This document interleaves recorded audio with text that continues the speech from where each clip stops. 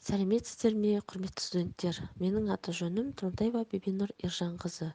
Психология және коррекциялық педагогика кафедрасының аға оқытушысы. Бүгінгі дәрістің тақырыбы психология бойынша сабақтарды өткізу әдістемелері. Дәрістің мақсаты сабақтың құрылымын, талаптарын, тиімділігін арттыру жолдарын және сабақты талдау түрлерін анықтау. Қарастыратын сұрақтар: сабақтың құрылымы, сабаққа қойылатын талаптар, сабақтың тиімділігін арттыру жолдары, сабақты талдау түрлері. Психология бойынша сабақтарды өткізу әдістемелері. Сабақтың құрылымы. Сабақты өткізудің жалпы схемасы: бұған дайындық фазасы, оқушылар мен мұғалімнің өзара әрекет жолдарының белсенді оқыту фазасы және сабақтың нәтижесін бағалау фазасы кіреді.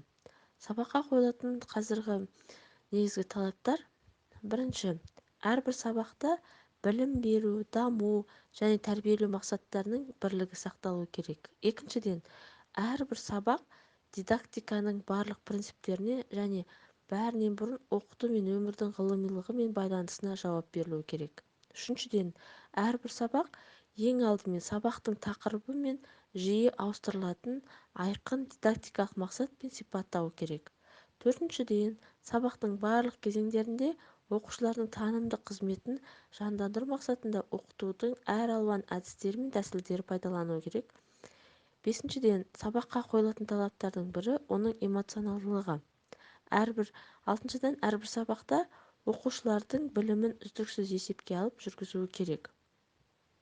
Жетіншіден, әрбір сабақ өзінің ұйымдастырушылық заңдылықтары мен ең нәтижелерді сезгіштігімен ерекшеленуі керек. Сегізіншіден, әрбір сабақта жүйелі қайталанудың элементтері қатысуы тиіс. Тоғызыншыдан, әрбір сабақ техникалық оңтайлы және дидактикалық жарақаттандырылған болуы керек. Оныншыдан, кез келген пән бойынша әрбір сабақтың өткен және алдағымен байланысы болу керек міндетті түрде. Келесі, сабақтың барлық уақытын үлкен табыстылықпен пайдалану керек. Келесі, оқушылардың бүкіл сабақ бойы оқу еңбек тәртібін қамтамасыз ету керек. Сабаққа қойылатын талаптардың бірі оның құрылымдық икемділігі болып табылады. Үй тапсырмасының тиімділігі және оның міндетті түрде тексеру қажет. Қолайлы моральдық, психологиялық және санитарлық-гигиеналық жағдайлар туғызып отыру керек міндетті түрде. Келесі, сабақты құруға қойылатын талаптар. Сабақтың бағдарламаға өтетін орнына және уақытына сәйкестігі болу керек.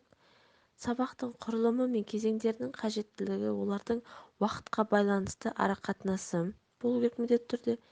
Идеалылығы мен ғылымилығы болу керек.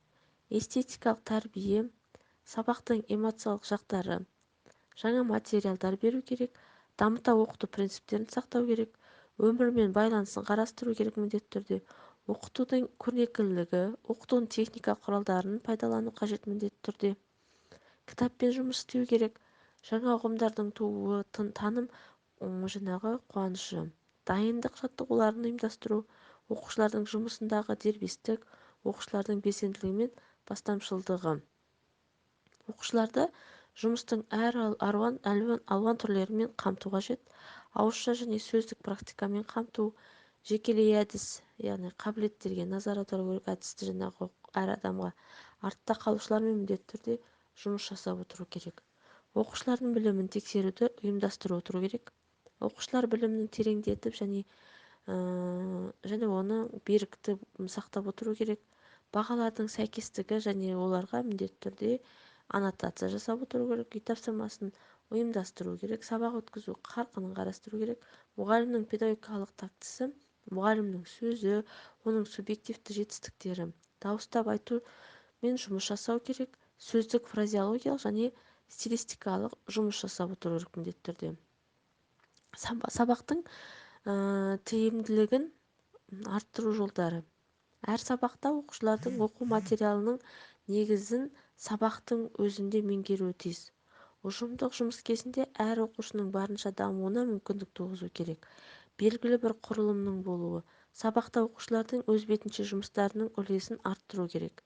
Сабақтың тиімділігін көтеруде көп жағдайда пәнаралық және пән ішілік байланысты сақтау керек. Оқушылардың біліктілігі мен дағдысын, білімін бағалау, әсіресе ауызша сұрауға уақытты қысқартуы болып табылады. Оқушылардың жалпы интеллектуал дағдысының деңгейін арттыру қажет. Сабақты талқылауды келесі үлгімен жүргізуге болады.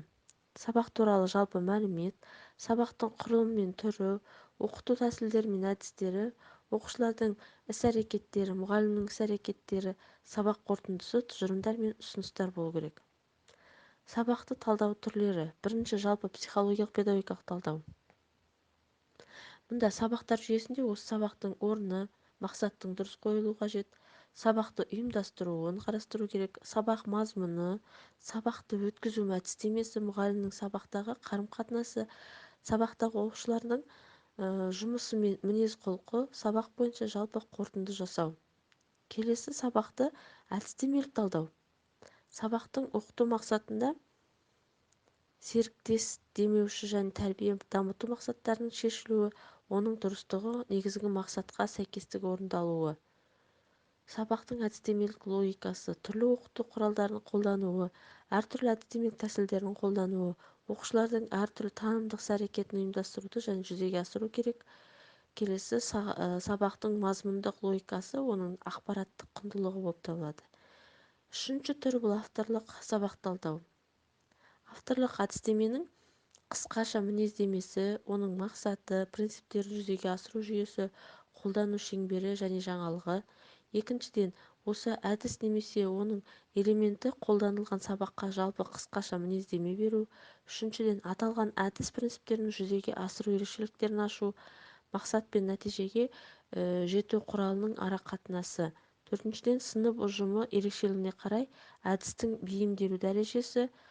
Бесіншіден, таңдап алынған әдістің нәтижелілігі. Алтыншыдан, аталған әдістің келешекте қолданылуына және таралуына байланысты нұсқау жасау. Төртінші түрі сабақты салыстырмалы талдау.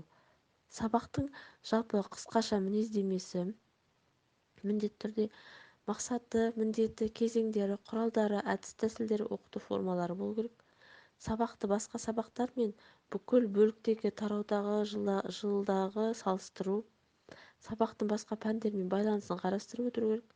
Сабақтан тыс оқушылардың тәрбие, оқыту әдістермен жаңағы іс-әрекетпен байланысы отыру керек.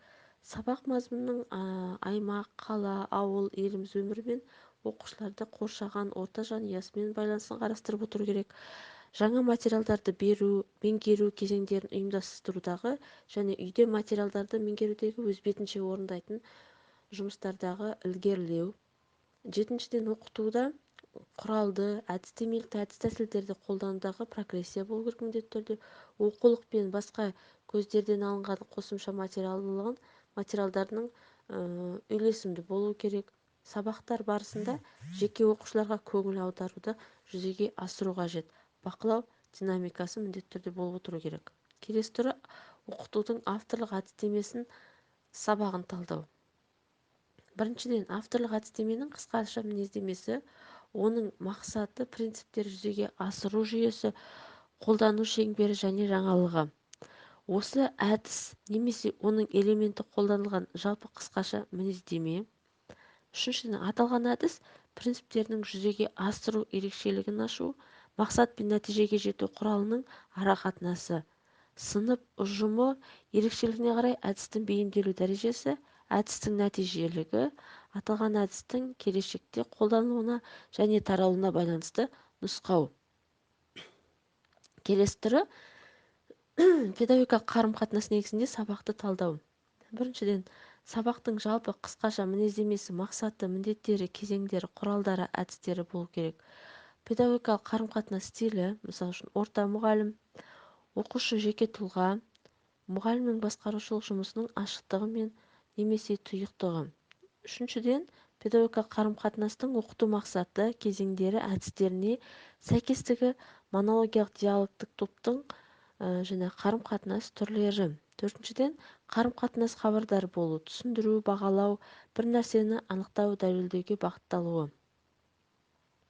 Алтыншыдан, қарым-қатынас арқылы тәрбиелеу, оқушылардың сөйлеу мәдениеті міндетті.